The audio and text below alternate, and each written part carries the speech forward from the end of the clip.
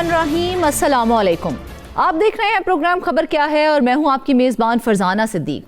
नाज़रीन, सबसे पहले आपको बताएंगे कि बेवा कोटा के प्लॉट एक बार फिर एलडीए के रडार पर आ गए हैं।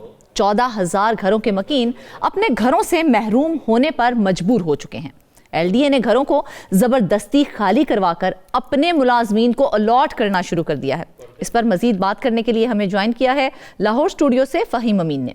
दूसरी जानिब कराची में महकमा औकाफ के अरबों रुपए मालियत की प्रॉपर्टीज कोड़ियों के भाव किराए पर देने का इंकशाफ भी सामने आया है। सिंध भर में 2217 दुकानें और 10,831 एकड़ जमीन और गोदामों पर बासरफराद कई सालों से काबिज थे और महकमा औकाफ को मनचाहा किराया भी दे रहे हैं। और अब इस पर सिंध हुकूमत ने नोटिस ले लिया है।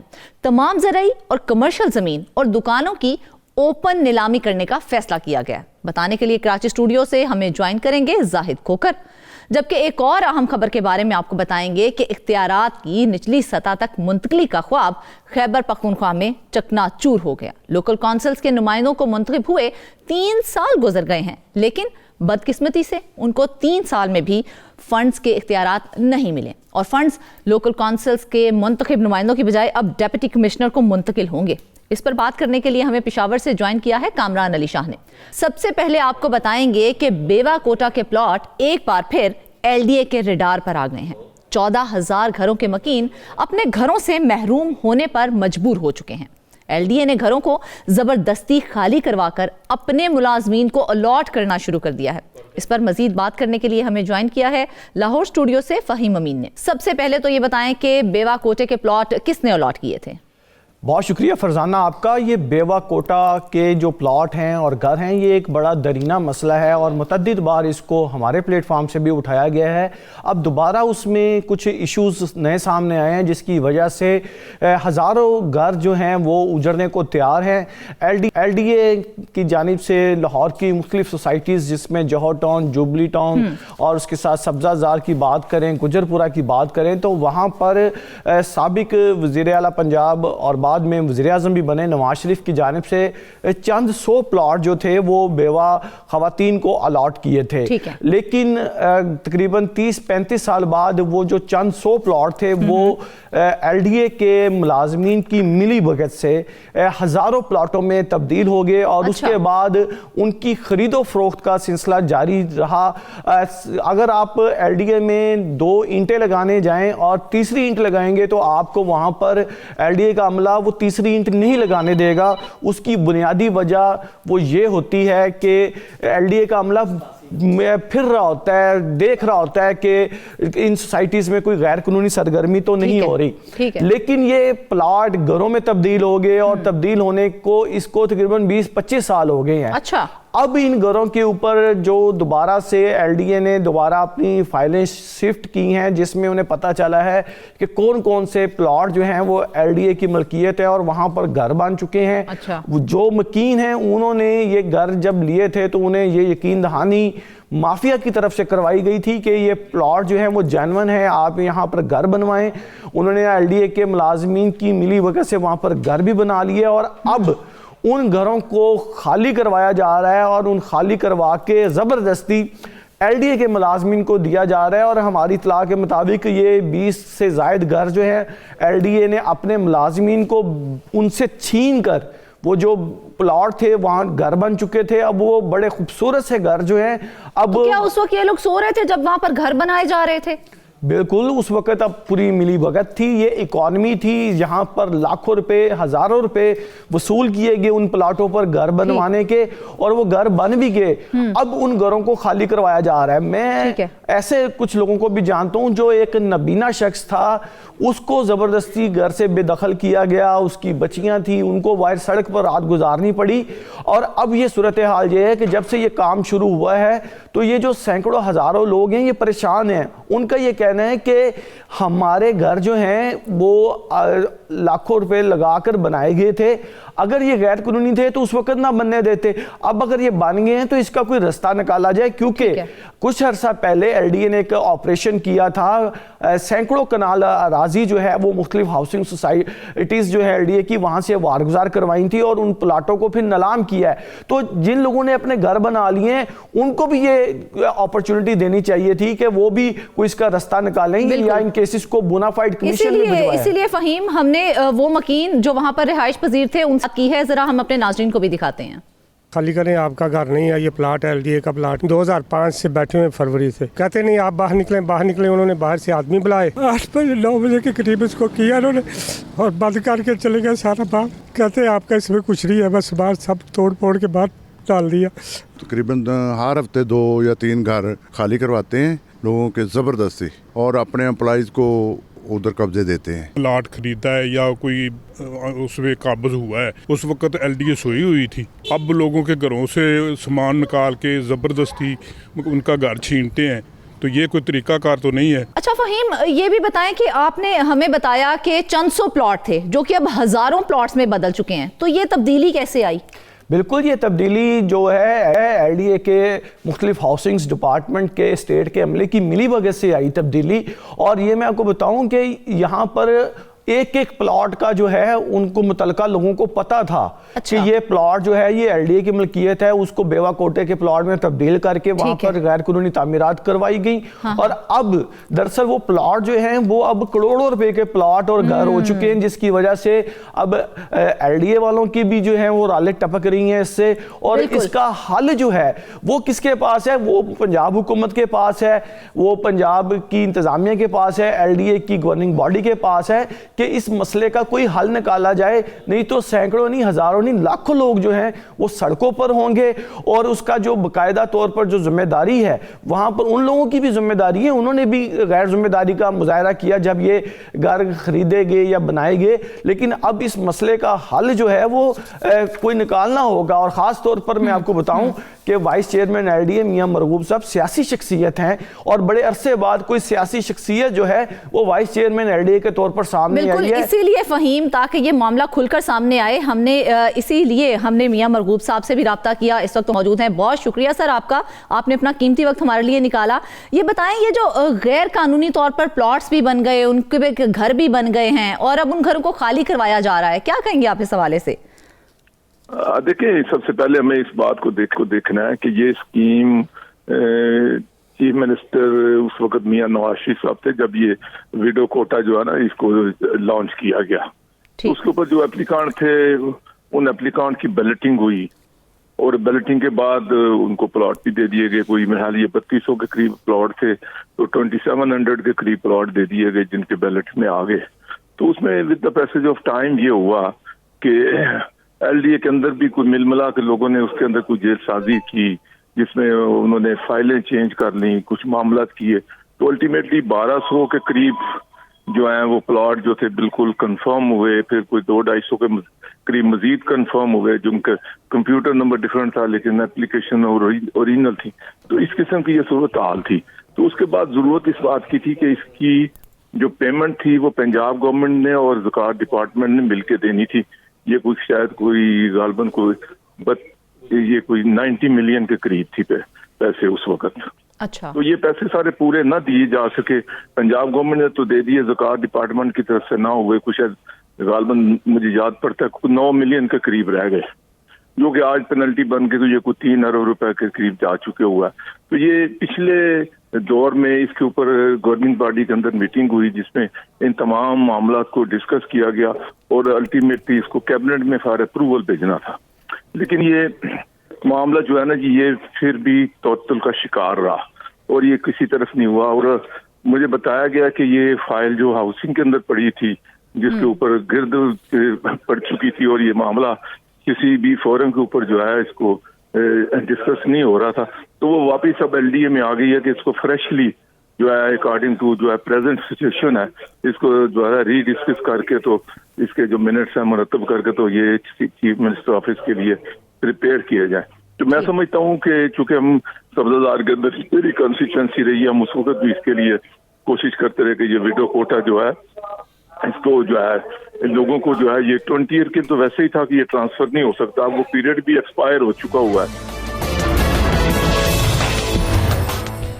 फहीम अमीन हमारे साथ मौजूद हैं, काफ़ी काम किया है उन्होंने स्टोरी पे। फहीम, आप मियां मरगूब साहब से कुछ पूछना चाहेंगे? अच्छा मियां साहब, आप सियासी शख्सियत हैं, तो इस मामले को बतौर सियासतदान भी आप ये देख सकते हैं कि जो आवाम को या जो लोग हैं उनको बेघर करना मसले का हल नहीं, इसको आप कोई बोनाफाइड कमीशन की तरफ भी लेके जा सकते हैं इस मामले को, या फिर जिस तरह भी कुछ अर्सा पहले आपने मुख्तलिफ इलाकों से प्लॉट खाली करवा के उनकी ऑक्शन करवा रहे हैं, तो इन लोगों को अगर आप ऑक्शन की जगह पर उनको मार्केट रेट के ऊपर कोई 3 की बजाय 5 साल की किस्तों पर आप उनसे प्लॉट की कीमत भी वसूल कर सकते हैं। कोई इस तरह का हल भी तो आपके सामने होगा कि इस मसले को हल किया जाए सर, क्योंकि ये हज़ारों लोगों के मसले हैं। ऐसे लोग भी हैं जो कि इसमें लुट चुके हैं, जिनको लाइल्मी में इस मसले का सामना करना पड़ा है। इस पर क्या कहेंगे आप? मैं आपको एक अपने एक्सपीरियंस की बुनियाद पे मैं बात करता हूँ। पहली बात तो यह है कि जब आप एक इमारत तामीर करते हैं, अगर उसकी फाउंडेशन ना हो और ऊपर आप उसके मल्टी स्टोरी बिल्डिंग तैयार कर लें, तो अल्टीमेटली फिर उसने कोलैप्स होना है ना। तो जिस भी प्रॉपर्टी की आपने जो है बेस नहीं है, उसका कोई उसको अलॉट नहीं हुई, उसकी बैलेटिंग में नहीं आई, और उसके बाद मेलाफाइड प्रैक्टिस के साथ जो है उसको हासिल कर लिया गया, तो ये मैं समझता हूँ कि हमेशा ये चीजें प्रैक्टिस जो होती है ये 2 साइडेड होती है। ये लोगों को इल्म होता है और उन्हें पता होता है कि यह चीज हमें मार्केट में 1 रुपया की है तो हमें 8 आने की 50 पैसे की मिल रही है, तो सबको पता होता है, लेकिन लालच की वजह से लोग फंस जाते हैं। तो ये सारी लेकिन मरगूब साहब, सोचने की बात तो ये भी है ना कि देखें, जब इन प्लॉट्स पर कब्जे हो रहे थे, जब उन्हें गैर कानूनी तौर पर वहां पर घर बन रहे थे, तो उस वक्त कोई कार्रवाई क्यों नहीं अमल में लाई गई? ये बात ये मैं खुद भी मैं समझता हूँ कि ये चीजें जो हैं ये हमारे लिए लम्हा फिक्री हैं कि देखें, पीएमएलएन के पीरियड के अंदर आपको इस किस्म की कोई एग्जांपल नहीं मिलेगी। अल्लाह की मेहरबानी से पीएमएलएन के दौर के अंदर लोगों की बेटरमेंट के लिए, खुशहाली के लिए, बेहतरी के लिए काम हुए हैं, जो भी पीरियड आए। लेकिन जब भी ये मेलाफाइड प्रैक्टिस होगी तो आपके पीछे कोई ना कोई और गवर्नमेंट मिलेगी, कोई ना कोई और ऐसा टेन्योर मिलेगा कि जिसके अंदर लूट मार का बाजार गर्म हुआ। तो मैं समझता हूँ कि ये एलडीए के अंदर ये सिर्फ विडो कोटे की बात नहीं है, और भी ऐसे हैं कि लोगों को जाली अलॉटमेंट लेटर्स इशू हुए, लोगों के जाली नक्शे अप्रूव हुए, लोगों को सुपरविजन के अंदर मिल के इमारतें तामीर करवा दी। और इसमें मैं समझता हूँ दोनों हाथ हैं, एक तरफ जो है सरकार का हाथ भी है, दूसरी तरफ अवाम का हाथ भी है, दोनों ने मिलकर समझा।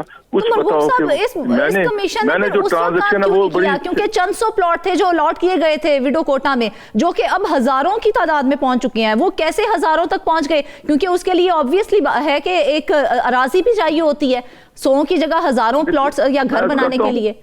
मैं कहता हूँ कि 2700 की बैलेटिंग हुई थी, जिसका पोजेशन भी दे दिया गया। इससे ऊपर कोई भी नहीं है। टोटल ये 3200 रखे गए थे इस स्कीम के अंदर।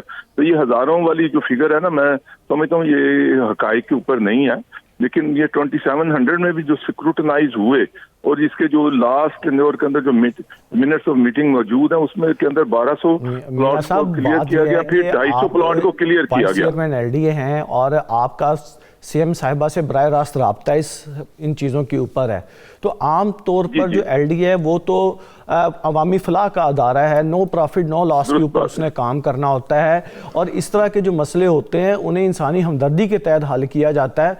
ठीक है कि अगर वो लोग जो हैं जिन्होंने ये घर बनाए हैं उनको कब्ज़ा माफिया जो है वो सस्ते दामों बेच के चला गया है, इसमें कई ऐसे लोग भी हैं जो कि उम्र भर की जमा पूंजी से उन्होंने ये घर बनाए हैं, थोड़ा थोड़ा करके अब वो लोग जो हैं वो अब ज़मीन पर आके बैठे हुए हैं। गो कि अब कीमतें करोड़ों रुपए में इस जगह की चली गई हैं, लेकिन हल जो है वो तो एक सियासी नुमाइंदे के तौर पर आपने पेश करना है इस ब्यूरोक्रेसी को कि इस मसले को ऐसे हल किया जाए ताकि ये मुस्तकिल ख़त्म हो। अब वहाँ पर लोग जो हैं, कोई दिल का मरीज़ बन गया है, कोई फालिज किसी को हो रहा है, क्योंकि अब उनको ये लग रहा है कि आज या कल सुबह उनसे उनकी छत छीनी जानी है। तो इस चीज़ से निकालना जो है वो जिम्मेदारी है आला हुकाम की, सियासी हुकूमत की, कि इस तरह के मसले जो हैं उनका कोई हल पेश किया जाए, ना कि इन लोगों को बेदखल कर दिया जाए, इनको सड़कों पर पहुंचा दिया जाए। इसका कोई हल जो है वो तजवीज़ करें, कोई कमेटी ऐसी बना दी जाए, कोई इनको फाइन डाला जाए, कोई इस तरह की चीज़ की जाए और इनकी ऑनरशिप वेरिफिकेशन के बाद कुछ रास्ता निकाला जाए, ना कि इनके प्लॉट कैंसिल करके जो है ہے وہ کسی کے رشتہ داروں کو دے دیے جائیں یا کسی ملازمین کو دے دیے جائیں مختلف محکموں کے، اس کا حل نکالنا تو اس حکومت کی ذمہ داری ہے۔ مجھے موقع دیں گے بات کرنے کا؟ دیکھیں، ہلو جی مرغوب صاحب سن رہے ہیں ہم۔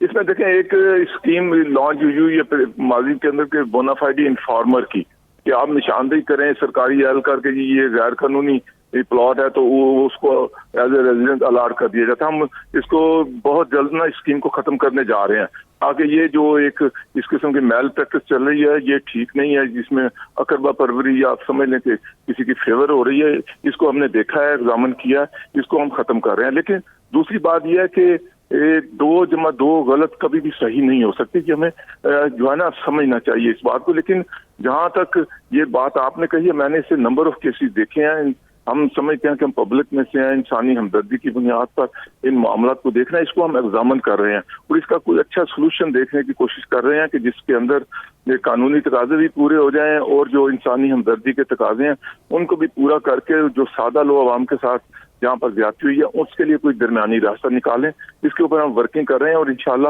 یہ بالخصوص جو ویڈو کوٹا ہے، یہ چھوٹے پلاٹس ہیں جو 2.5 مرلے 3 مرلے کے ہیں، اس کو ہم پرائرٹی دیں گے۔ ٹھیک ہے، بہت شکریہ۔ وائس چیئرمین LDA مرغوب صاحب ہمارے ساتھ موجود تھے، اپنے موقف سے ہمیں آگاہ کر رہے تھے۔ ان کا یہی کہنا ہے کہ ہم بہتر حل کی جانب جا رہے ہیں۔ ٹھیک ہے، اگر آپ لوگوں کی بات کی وجہ سے یا آپ لوگوں نے اپنا فائدہ دیکھنے کی وجہ سے وہ پلاٹس ان کو الاٹ کر دیے ہیں، اس میں ان کا بھی نقصان ہے اور اب نقصان حکومت کا بھی ہو رہا ہے، اس کا کوئی بہتر حل سامنے لے کے آنا چاہیے۔ ناظرین، خبر یہ ہے کہ کراچی میں محکمہ اوقاف کے اربوں روپے مالیت کی پراپرٹیز کوڑیوں کے بھاؤ کرائے پر دینے کا انکشاف سامنے آیا ہے۔ سندھ بھر میں 2200 دکانیں اور 10,831 ایکڑ زمین اور گوداموں پر 62 افراد کئی سالوں سے قابض تھے اور محکمہ اوقاف کو من چاہا کرایہ دے رہے ہیں، اور اب اس پر سندھ حکومت نے نوٹس لے لیا ہے۔ تمام زرعی اور کمرشل زمین اور دکانوں کی اوپن نیلامی کرنے کا فیصلہ کیا گیا ہے۔ بتانے کے لیے کراچی اسٹوڈیو سے ہمیں جوائن کیا زاہد کوکھر نے۔ جی زاہد، سب سے پہلے تو بتائیں کہ یہ کیا معاملہ ہے اور آخرکار یہ لوگ اتنے عرصے سے کیسے زمینوں اور دکانوں پر قابض رہے ہیں؟ جی بہت شکریہ آپ کا، اور بدقسمتی کی بات ہے کہ کوئی آج کی بات نہیں ہے، مگر کئی سالوں سے، کوئی 15 20 25 سالوں سے، اس سے بھی زیادہ عرصہ ہو گیا ہے، اور یہ پراپرٹیز جو ہیں وہ ایسے ہی جو لوگ ہیں ان کے قبضے میں ہیں، اور محکمہ لگے سے رہا تھا کہ سو رہا تھا، اور یا تو محکمے کے جو افسران ہیں، اور یہ جو ظاہری بات ہے کہ ان کی ملی بھگت کے بغیر ایسا ممکن ہی نہیں ہے کہ یہ معاملہ ہو۔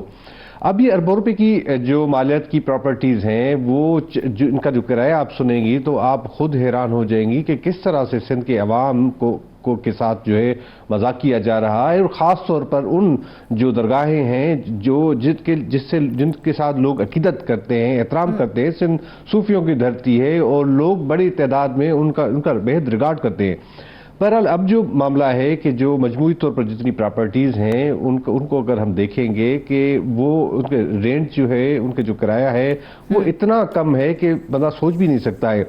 اب محکمے کی جانب سے یہ ایک انیشیٹ لیا گیا ہے، صوبائی وزیر کی جانب سے، جو موجودہ سیکٹری ہیں ان کی جانب سے، اب یہ اخبارات میں اشتہارات بھی شائع کروا دیے گئے ہیں، ان کا شیڈول بھی جاری کیا گیا ہے کہ اب جتنی بھی پراپرٹیز ہیں ان کی اوپن آکشن کیا جائے گا، کھلی نیلامی کی جائے گی، جو بھی اس میں زیادہ بولی لگائے گا یہ دکانیں یا وہ زمین ان کے حوالے کی جائے گی۔ ابتدائی مرحلے میں یہ 2200 جو 27 دکانیں ہیں سندھ بھر میں، ان کا جو ہے وہ کھلی نیلامی کا شیڈول دیا گیا ہے، جس کے مطابق 14 جنوری کو سکھر میں، 15 جنوری کو حیدرآباد میں پرخاص اور 17 جنوری کو کراچی کے اندر جتنے یہ شاپس ہیں ان کی کھلی نیلامی کی جائے گی، تاکہ جو لوگ ہیں مارکیٹ ریٹ کے مطابق اگر وہ بولی لگائیں گے تو یہ دکانیں ان کے حوالے کی جائیں گی۔ دوسری جانب جب ہم دیکھتے ہیں کہ اتنی بڑی زمین جو ہے وہ بھی زرخیز زمین کہ جو 10,000 ایکڑ کے قریب ایکڑ جو ہے وہ زمین ہے، وہ بھی اسی طرح سے انہوں نے دی ہوئی ہے۔ 10,831 ایکڑ زمین جو ضلع ٹھٹہ، میرپور خاص، سجاول اور دادو میں یہ قائم ہے۔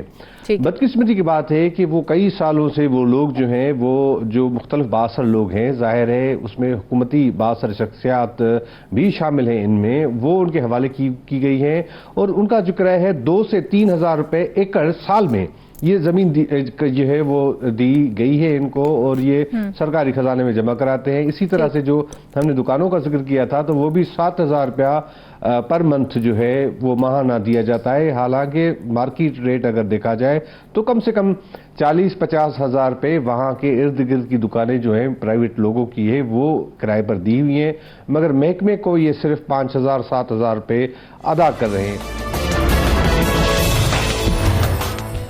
ایک اچھا فیصلہ کیا گیا کہ چلیں جی نیلامی کی جائے گی, لیکن سوچنے والی بات یہ ہے کہ اگر زمینوں اور دکانوں کی کھلی نیلامی ہو بھی جاتی ہے تو کیا قابض لوگ آسانی سے قبضہ چھوڑ دیں گے, جس طرح سے آپ بتا رہے ہیں کہ وہ کافی بااثر افراد ہیں؟ جی بالکل, یہ بالکل دلچسپ سوال ہے اور اہم اہمیت کا حامل ہے, کیونکہ یہ اسی طرح سے ہی ہوتا ہے. اور خاص طور پر میں زمینوں کے حوالے سے آپ کو بتا دوں کہ زمینوں کی جب نیلامی کی بات ہے تو وہاں پہ کوئی بھی ان کے سامنے آنے کے لیے تیار نہیں ہے, کیونکہ اتنے بااثر لوگ ہیں, ان کو پتا ہے کہ قبضہ ہم چھڑا ہی نہیں سکتے ہیں. قبضہ چھڑانے کے حوالے سے جو انتظام میں آئے, جو پولیس ہے, ان کی مدد درکار ہوتی ہے. ان کی مدد بھی ہو مگر وہاں پر اتنے وہ جو ہے بااثر ہوتے ہیں کہ ان کے سامنے کوئی آنے کے لیے تیار نہیں ہوتا ہے. اسی لیے ایک میکینزم بنایا گیا ہے کہ اگر چلے جن کے پاس زمین ہے وہی اس بولی میں حصہ لے لے, تو ایک ڈپٹی کمشنر ریٹ رکھا گیا ہے. جب پورے سندھ میں ایک ڈپٹی کمشنر ریٹ ہے, جس طرح سے کم اس کا جو ہے 10 سے 15 ہزار روپیہ سال کا وہ مقاطع دینا ہوتا ہے, وہ رینٹ دینا ہوتا ہے. اگر اسی بھی طریقے کو اگر فالو کیا جائے, اسی میکینزم کے تحت چلا جائے, کوئی کمپٹیشن کے لیے اگر آ جاتا ہے تو محکمے کو اور سندھ حکومت کو اس سے کہیں زیادہ فائدہ ہوگا. مگر اگر اسی طرح سے یہ کامیاب ہو جاتے ہیں تو کم سے کم 40 سے 45 کروڑ کم سے کم سال میں ملیں گے محکمے کو, جو اس وقت کوئی 5-10 کروڑ بھی نہیں مل رہے ہیں. تو یہ صرف زمین کے حوالے سے بتا رہا ہوں. تو یہ جو ہے 50 کروڑ روپے بھی ہو سکتے ہیں. دوسری جانب جو بالکل سرکار جو کمرشل دکانیں ہیں ان کا جو معاملہ ہے, کمرشل دکانوں پہ بھی اسی طرح سے ابھی پتہ بھی نہیں ہے کہ جس کے نام پہ دکان الاٹ ہوئی تھی, میرے نام پہ الاٹ ہوئی, میں نے کسی اور کو دے دی, آپ کو دے دی, آپ نے کسی اور آگے سے کسی رینٹ پہ چڑھا دی. اسی طرح سے یہ اصل جو مالک کے بعد 10-15 جو ہے مالک بعد جو ہے وہ ان کے حوالے دکان ہے تو وہ خود بھی نہیں ہوتے, انہوں نے بھی رینٹ پہ چڑھائی ہے. ٹھیک ہے, ہم اس پہ مزید بھی بات کریں گے. اس معاملے کو مزید کے لیے اور اس پر بات کرنے کے لیے اس وقت ہم نے رابطہ کیا ہے سید ریاض علی شاہ شیرازی سے, جو اس وقت ہمارے ساتھ موجود ہیں. بہت شکریہ سر آپ کا. صوبائی وزیر اوقاف و زکوٰۃ سندھ ہیں یہ. سر کیا کہیں گے آپ اس حوالے سے محکمہ اوقاف کی اراضی پر جس طرح سے منمانیاں کی جا رہی ہیں اور من چاہے کرائے دیے جا رہے ہیں, کیا کہیں گے آپ اس حوالے سے؟ Thank you very much madam. بسم اللہ الرحمن الرحیم. سب سے پہلے اللہم صلی علی محمد وعلی محمد. میڈم دیکھیں الحمدللہ جیسے اللہ پاک کی مدد سے ہمارے چیئرمین بلاول بھٹو زرداری صاحب نے مجھے یہ ذمہ داری دی اوقاف زکوٰۃ اور مذہبی امور کی, تو میری یہی کوشش تھی کہ نیک نیتی سے ایمانداری سے ہم اس ڈپارٹمنٹ کو آگے لے کے جائیں. تو میں نے کوشش کی ہے کہ سارے سندھ میں کراچی سے لے کے کشمیر تک جتنی بھی ہماری کمرشل پر ہیں پراپرٹیز ہے ان کو ہم میرٹ پہ ریٹ ریوائز کر کے ہم اس کو آپشن کریں. مگر سب سے زیادہ جو میری سوچ ہے کہ خدا نہ خاصہ ہماری یہ سوچ نہیں کہ کوئی کسی کا کاروبار چل رہا ہو کسی کو ہم ڈسٹرب کریں یا کوئی اس کے کاروبار پہ کوئی اثر پڑے, مگر ہم چاہتے ہیں کہ جو بھی ریٹ ہے کم سے کم ہمیں ڈپارٹمنٹ کو وہ ریٹ ملنا چاہیے. ابھی مجھے بھائی کی بات سن رہا تھا کہ کوئی 40-50 کروڑ, میں سمجھتا ہوں انشاءاللہ تعالیٰ جس طریقے سے ہم جا رہے ہیں کوئی 10-10, 15-15 سال 20-20 سال کے جو ایریز لوگوں کے پاس رہے تھے وہ بھی سارے پیسے جمع کر رہے ہیں. تو انشاءاللہ تعالیٰ یہ امید اللہ پاک میں کہ یہ ڈپارٹمنٹ بہت بہتر ہو جائے گا انشاءاللہ. اچھا, تو شیرازی صاحب کیا کہیں گے آپ, جس طرح سے یہ بھی کہا جا رہا ہے کہ کافی بااثر افراد ہیں جو ان زمینوں کے اوپر قابض ہیں یا ان پراپرٹیز کے اوپر یا دکانوں کے اوپر قابض ہیں, آپ کو لگتا ہے کہ آپ ان سے آسانی سے اب محکمہ اوقاف جو ہے وہ نمٹ سکے گا؟ میڈم ہم نے جب یہ آکشن کیا ہے تو اس میں ٹریورس میں بھی یہ لکھا ہوا ہے کہ ہم کسی کے جن کے پاس ہے جن کا کاروبار چل رہا ہے ان کو ہم ڈسٹرب نہ کریں گے. تو ہماری یہی ہے کہ ہم یہ جو بھی ہمارا آپشن ہے پھر آپشن میں اگر کوئی زیادہ بھی جاتا ہے, ایسے ہم یہ بھی میں نے اپنے سیکرٹری کو بھی کہا ہے, چیف ایڈمنسٹریٹر اوقاف ہم نے ان کو بھی یہ کہا ہے کہ ایسے بندوں کو نہ لائیں کہ بلیک میلنگ کے لیے آ کے لوگوں کے بلیک میلنگ کے لیے بھائی آ کے بیٹھ جائیں کہ بھائی ان کو جو نا اگر آپ یہ نہیں کریں گے تو ہم اتنے پیسے ایسے کہاں ہوتا بھی ہے. اگر کوئی مثال کی بات 1 لاکھ روپے کی چیز ہے तो कंपटीशन में कोई बिड होती है तो फिर 1 से 1 करोड़ पे तक चली जाती है। उनको पता है कि फ्री पैसे हमें पिलाने नहीं है, उसके बाद हमारी कॉल डिपॉजिट ये बड़ी जब्त हो जाए। तो इस तरीके से हमारी ये कोशिश है कि लोगों को कोई ऐसा मसला ना हो, जिनके रोजगार चल रहे हैं किसी को रोजगार में डिस्टर्ब ना हो, मगर हमारी ये कोशिश है कि हम उनको दें, मगर मेरिट पे ऑक्शन में जो उठाए जो गवर्नमेंट का रेट है उससे जितने में ऑक्शन में जाता है उस तरीके से हम करें। जाहिद, आप सैयद रियाज अली शाह से कोई सवाल करना चाहेंगे?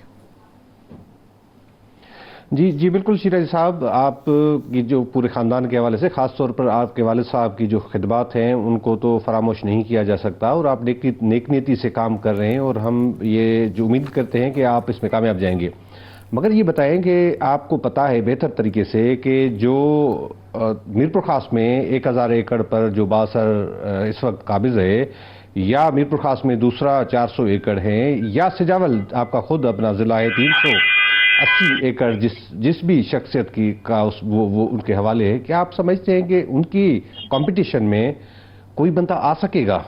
मैंने तो वैसे भी कहा है कि एक सिस्टम अगर बना है, अच्छी बात है कि डीसी रेट पर ही उनको दिया जाए, मगर होना ऐसा चाहिए कि लोग कंपटीशन में आए और भी हिस्सा लें, ताकि बोली अगर ज़्यादा लगेगी तो ज़ाहिर है हुकूमत को फ़ायदा होगा। तो ऐसा कोई इस हवाले से भी कोई चीफ मिनिस्टर साहब से कोई डिस्कशन हुआ है कि भाई आप हमें फ्री हैंड दे दें और उनको जो है ओपन नीलामी में हम लेकर आ जाएं? देखिए, इसका मिसाल है 1 महीना 2 महीने पहले यहाँ पर हमारे अब्दुल्ला शाह गाजी का जो पार्किंग का था, जो ठेका था, वो ऑक्शन हुआ था। उसमें कोई गवर्नमेंट की बिड थी 70 लाख रुपये, तो कंपटीशन में चला गया 1 करोड़ 49 लाख में, मेरे ख्याल में 1.5 करोड़ में चला गया। तो देखिए इस तरीके से हमारी कोशिश है कि हम मेरिट पे सब लोगों जब मिले, मेरिट पे मिले, कोई ऐसी चीज़ ना हो जिसके लिए कोई हमारे डिपार्टमेंट को नुकसान हो। हमारे सीएम साहब की यही है, हमेशा सीएम साहब से हम राब्ते में होते हैं कि चीज़ों को हम बेहतर करें। जैसे हम दरगाहों की ज़मीन है, औकाफ का जितनी भी ज़मीन है, वक्फ प्रॉपर्टी है, तो हम चाहते हैं कि ज़ायरीन को भी सपोर्ट और ज़ायरीन को भी सहूलत हो सारी। शिराज साहब, आपके पास ज़ाहिर नॉलेज में होगा कि जो सरकारी ज़मीनों पे इस तरह हुआ है कि कमर्शियल जो है इमारतें खड़ी की गई थी, और इसकी मिसाल है कि हैदराबाद में भी जो गोदाम की ज़मीन थी, वो गोदाम पर उन्होंने एक निजी बैंक तामीर कर दिया। फिर जो है कोशिश हुई कि उससे जो किराया है वो महकमे को मिले। इसी तरह से मीरान पीर में भी ये मामला सामने कुछ 2-4 साल पहले सामने आया था। वो भी जो गोदाम की ज़मीन पर एक पूरी इमारत खड़ी कर दी गई है।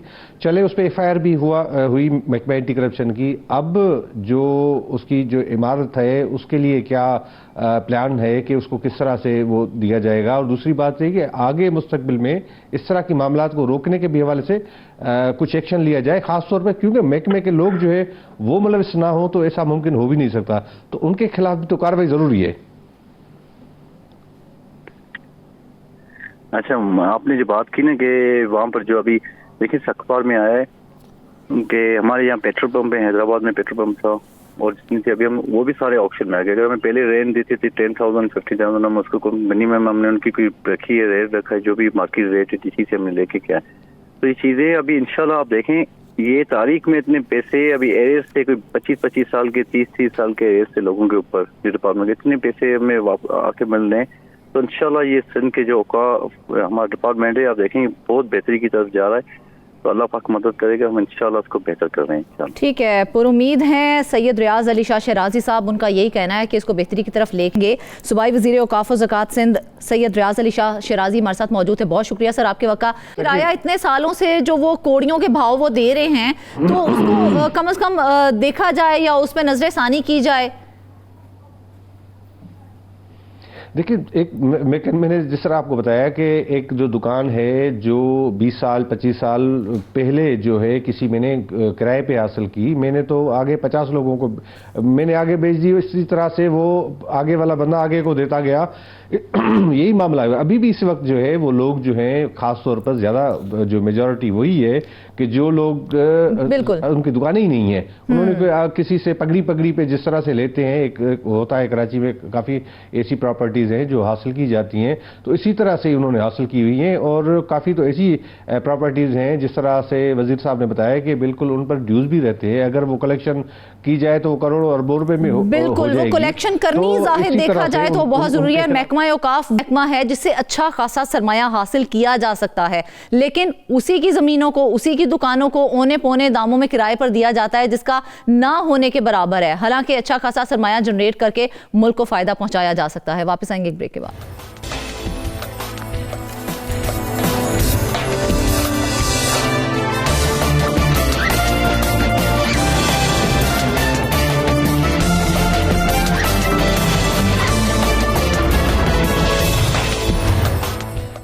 ویلکم بیک ناظرین، ایک اور اہم خبر کے بارے میں آپ کو بتائیں گے کہ اختیارات کی نچلی سطح تک منتقلی کا خواب خیبر پختونخوا میں چکنا چور ہو گیا۔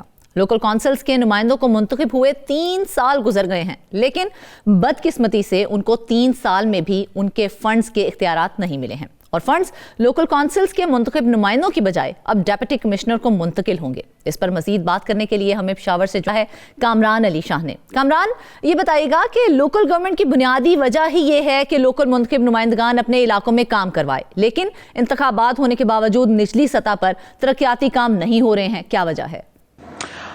وجہ بالکل صاف ظاہر ہے اور واضح ہے، کیونکہ تیسری بار خیبر پختونخوا میں پاکستان تحریک انصاف کو عوام نے ووٹ دیا ہے، لیکن اس کے برعکس، اور خاص طور پر میں اس بات کا بھی ذکر کرنا چاہوں گا کہ اختیارات کی نچلی سطح پر منتقلی جو ہے وہ بانی چیئرمین پی ٹی آئی کا بھی ویژن تھا، اور اس کے ویژن کے مطابق یہ نظام جو ہے نیا نظام ایک ترتیب دیا گیا تھا، لیکن بدقسمتی یہ ہوئی کہ پہلے اسپیل میں جو انتخابات ہوئے بلدیاتی، تو اس میں زیادہ تر جو تحصیل کونسلز ہے وہ دیگر سیاسی جماعتوں کے حصے میں آئی، اور پاکستان تحریک انصاف کو بہت کم مارجن میں تحصیل چیئرمین یا میئر شپ جو ہے وہ ملی۔ اس کے بعد سے یہ فنڈز جو ہے یہ بند کر دیے گئے۔ دوسرے اسپیل میں پاکستان تحریک انصاف کو بھی واضح برتری اور اکثریت کے ساتھ تحصیل کونسلز کے جو سیٹس ہیں وہ ملے، لیکن اس کے باوجود بھی تب محمود خان کی حکومت تھی خیبر پختونخوا میں، اور جو ایکٹ بلدیاتی بنایا گیا اس میں ایسے ترامیم کیے گئے کہ ان دنوں میں جو فنڈز تھے وہ تحصیل کونسل کو تو بھجوا دیے جاتے تھے، لیکن بجٹ کی تیاری جو ہے وہ بیوروکریسی کرتی تھی اور ڈپٹی کمشنر اور اس کا عملہ کرتا تھا۔ اے ڈی فائنانس جو ہے وہ بجٹ تیار کرتا تھا اور پھر اس کو کونسل سے اپروو کروانا ہوتا تھا، اور کونسل اگر ان کی مرضی تھی یا نہ تھی لیکن وہ اپروو کروا دیتے تھے۔ لیکن اس بار تو بہت ہی انوکھا طریقہ اختیار کیا گیا، اور فنڈز جو ہے وہ ڈائریکٹ جو ہے اے ڈی فائنانس کو جائیں گے، اور ڈپٹی کمشنر کی سربراہی میں ایک کمیٹی قائم کی گئی ہے جو تمام جو منصوبے ہیں وہ اس پر فنڈز خرچ کریں گے، اور اس میں تحصیل کونسل کا جو اجازت تھی اس کی اور ان سے منظور کروانا تھا وہ بھی ختم ہو گیا ہے۔ تو جو مقامی حکومتیں ہیں ان کو بالکل ہی باہر کر دیا گیا ہے اس عمل سے، حالانکہ مقامی حکومتیں اور مقامی جو لوگ ہیں ان کو پتا ہوتا ہے کہ کون سا منصوبہ جو ہے وہ عوامی مفاد کا ہے، کہاں پہ پیسے خرچ ہونے ہیں، کتنے پیسے خرچ ہونے ہیں، اور اس کے ثمرات جو ہے وہ عوام کو کیا ملیں گے۔ اس کے برعکس یہ سارے پیسے، یہ سارا فنڈ جو ہے یہ تحصیل کونسل کو یا میئر کی جو کونسل ہے اس کو بائی پاس کر کے ڈپٹی کمشنر کو حوالے کی گئی ہے۔ پاکستان جیسے بڑے رقبے اور آبادی والے ملک میں نچلی سطح پر ترقی ایک مستحکم لوکل گورنمنٹ کے بغیر ممکن نہیں ہے، تو پھر خیبر پختونخوا میں کیوں کونسلز کے منتخب نمائندوں کو اختیارات نہیں سونپے جا رہے ہیں؟ کیا وجہ ہے؟ کیوں اس میں ڈیلے آ رہا ہے؟ 3 سال ہو گئے ہیں، اور یہ ان 3 سالوں میں بہت ہی کم جگہوں پر فنڈز اور اختیارات جو ہے وہ تحصیل چیئرمینز کو دیے گئے ہیں، اور باقی جو بلدیاتی نمائندے ہیں، منتخب بلدیاتی نمائندے ہیں، 1 سال سے تو ہم دیکھ رہے ہیں کہ وہ پشاور میں ہر دوسرے تیسرے ہفتے احتجاج کرتے ہیں، حکومت کی جانب سے اس پر آنسوگیز جو ہے وہ فائر کیے جاتے ہیں، ان کو منتشر کیا جاتا ہے، وہ پھر آتے ہیں، اور ان کا صرف ایک ہی سوال ہے کہ ہمیں فنڈز اور اختیارات دی جائے، کیونکہ لوگوں نے ہمیں تو پھر ان کو اس کا کیا جواب دیا جاتا ہے؟ موقف دیا جاتا ہے کہ آپ کو فنڈز نہیں دیے گئے ہیں، اس کا موقف کیا پیش کیا جاتا ہے پھر؟ ان کو صرف اور صرف ٹرخایا جاتا ہے مذاکرات کے نام پہ. کبھی وزیر اعلیٰ کے طرف سے کمیٹی بنا کر ان کی طرف بھیجی جاتی ہے, یہاں کے لوگوں کو وہاں لے جایا جاتا ہے, مذاکرات پر ان کو ٹرخا دیا جاتا ہے. کبھی سیکٹری بلدیات جو ہے اور وزیر بلدیات کمیٹی بنا دیتے ہیں, ان کے ساتھ بیٹھ جاتے ہیں. اصل مسئلہ اس میں یہ ہے کہ جن تحصیل کونسلز میں جن جگہوں پر میئر جو ہے وہ پی ٹی آئی کی نہیں ہے, حکومت نہیں چاہتی کہ ان کو ہم فنڈز دیں.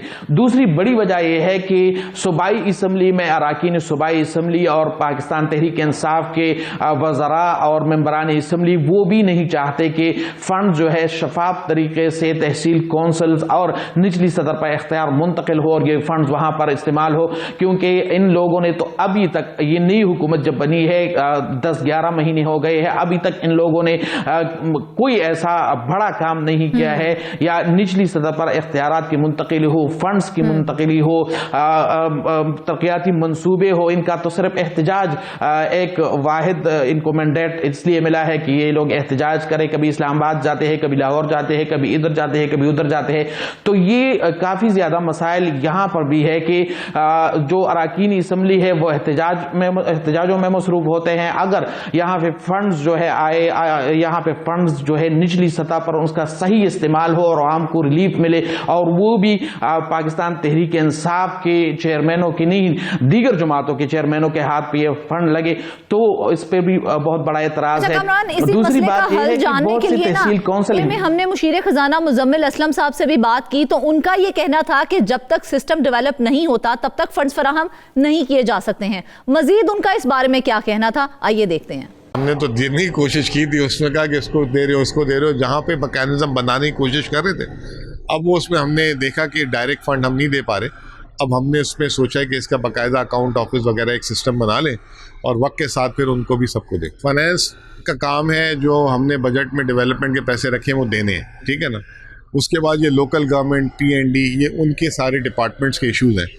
اگر میں فائنینس کے پیسے اگر لوکل گورنمنٹ مانگ رہا ہے اور میں روکوں تو پھر میں اس کا جواب دے پیوں. میرے پاس ریسورسز ہیں دینے کے لیے, لیکن اگر سسٹم جب تک نہیں آئے گا اس کا تو وہ کیسے دیے جا سکتے. اچھا کامران, یہ بتائیے کہ فنڈز منتخب نمائندگان کی بجائے ڈپٹی کمشنرز کو دیے جانے کا فیصلہ کیا کیوں گیا ہے آخر؟ اصل میں مشیر خزانہ نے جو منطق اختیار کی ہے, یہ صوبائی حکومت کا بھی ایک موقف ہے کہ فنڈز لگانے کے لیے شفاف نظام جو ہے وہ موجود نہیں ہے. تو شفاف نظام جو ہے وہ بنانا کس کا کام ہے؟ حکومت کا کام نہیں ہے کہ ایک شفاف نظام بنایا جائے. اور اس سے پہلے جو بلدیاتی نظام تھا اور جو سسٹم چل رہا تھا اور اس میں جو فنڈز کی تقسیم ہوتی تھی, کیا وہ نظام شفاف نہیں تھا؟ کیا اس نظام کے تحت اب یہ فنڈز تقسیم نہیں کی جا سکتے یا لگائے نہیں جا سکتے؟ وہ نظام ایسا نظام تھا کہ فنڈز جو ہے وہ منتقل کر دی جاتے اور اختیار ضلعی انتظامیہ کے پاس, جو منتخب نمائندے تھے لوکل گورنمنٹ کے, ان کے پاس ہوتا تھا.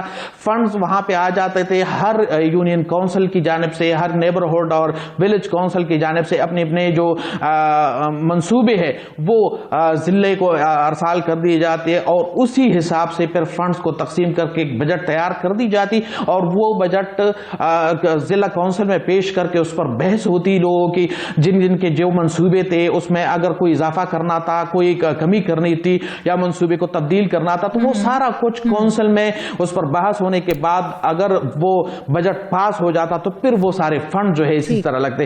اب یہاں پہ دیکھیں تو فنڈ جو ہے وہ ڈپٹی کمشنر کو دے دیا گیا ہے. ڈپٹی کمشنر بیوروکریسی کا بندہ ہے. ڈپٹی کمشنر جو ہے وہ منتخب نمائندہ تو نہیں, وہ سرکاری ایک افیسر ہے. ان کے ساتھ جو ٹیم ہے وہ بھی سارے سرکاری وہ جاری کی جائیں گے. سوال شارٹ آنسر چاہیے کامران مجھے آپ کا کہ ڈسٹرکٹ ڈیولپمنٹ فنڈ قائم ہونے سے کیا فنڈز کی منتقلی اور اس کے استعمال میں شفافیت آ جائے گی؟ سادہ سا سوال ہے. تو شفافیت تو وہاں آتی ہے جہاں پر عوام جو ہے, جو عوام کے منتخب نمائندے ہیں, ان کی نظر سے, ان کے قلم سے, ان کے اجازت اور منظوری سے ایک چیز جو ہے وہ گزر کر کہیں پہ کسی منصوبے میں لگ جائے. اب یہ تو ڈپٹی کمشنر اور ایڈی فینانس کا کام ہے, تو ڈپٹی کمشنر سے کون پوچھ سکتا ہے, ایڈی فینانس سے کون پوچھ سکتا ہے, اور یہ وہ منصوبے ہوں گے جو حکومت کی جانب سے ان کو ڈائریکٹ کیا گیا ہو.